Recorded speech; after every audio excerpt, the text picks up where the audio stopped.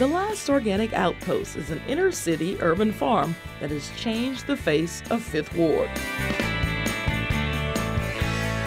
By restoring the fertility of abandoned properties, Joe Nelson Isaac has created a community committed to the spirit of sharing. This is an experiment in farming, an experiment on bringing people together.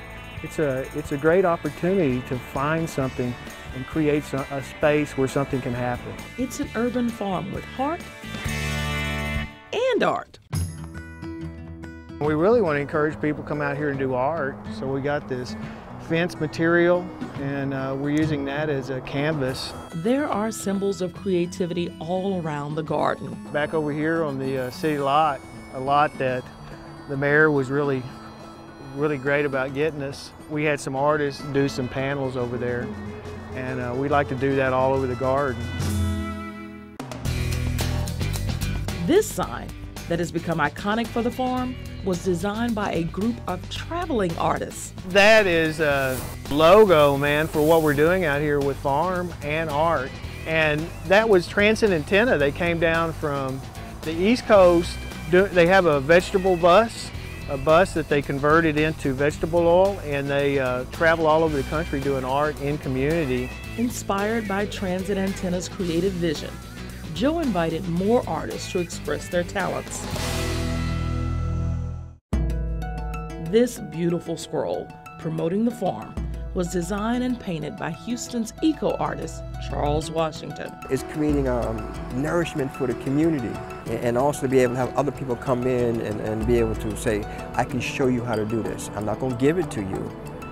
I want to show you how to do it. Charles uses an eco-friendly art form by showcasing his work on recycled materials. I've been doing this for quite a while. At first it was called recycling.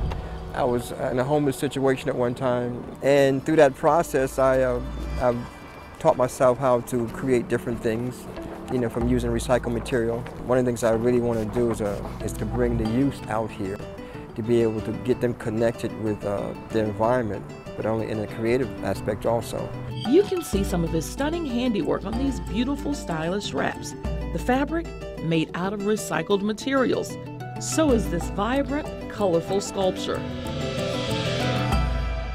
This unique glass gazebo, made out of recycled materials, has found a temporary home on the farm. And if it looks familiar, that's because it was on display at Discovery Green last year. And we were able to move it over here with Dan's permission. Dan Phillips is a very, very good friend, and he is absolutely great about coming out and helping support what we're doing here in Houston. And the whole point is to bring nonprofits and communities together and use it as a backdrop for all sorts of community efforts. The creativity flourishing at this urban farm seems to feed the land, and it shows no signs of stopping. I really appreciate this garden opening my eyes, to what's going on in my community. With locations at Emile Community Farm and at Live Oak Outpost in the 3rd Ward, we can expect more urban agriculture and a greater stewardship over the land. One of the things we have out here that Joe's really good about is people want to come out and they want to learn how to do something. They want to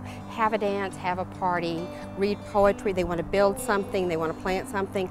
We're all about that. I had a woman, Stella, came over at the Urban Farm Day, and she had a tear in her eye. She said nothing like this has ever happened. It's remarkable what's happening here, and well worth celebrating. We're doing a community outreach program out here where we're going to do green building, we're going to do farming, we're going to have arts and crafts. But the whole point of it is to build community around the idea of a green city. The Community Green Festival is expected to bring people together from all around town. You need to come embrace your community and do it in this form here. A celebration of art, music, and living green.